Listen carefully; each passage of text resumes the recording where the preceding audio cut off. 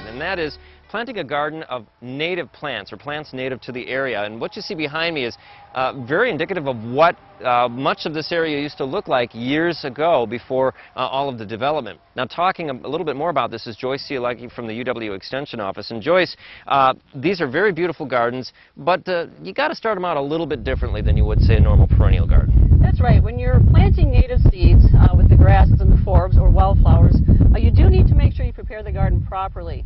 You need to get all the weeds off of the site first before you even attempt to seed. Otherwise, the weed competition will be too great for the native plants. And you're going to want to do this in the fall. The fall is a good time. The reason being is a lot of the native plants do need a period of cold, moist stratification, as it's known, in order to germinate.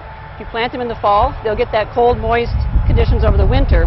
And then in the spring, they should be ready to germinate and take off. And the other thing, too, is have a little patience, because usually it takes about a year or so for things to really... This is about a 2-year-old garden here. That's right. And so it takes a little bit of time for this to kind of come into its own, but once it does, it's absolutely beautiful. You got a great home for insects, butterflies, and also probably birds as well like to come in here. Is an absolutely beautiful site for a yard, and a nice alternative. It is. It's a great alternative to your more formal gardens. Alrighty, thanks much, Joyce. That's today's Hands-On Gardening.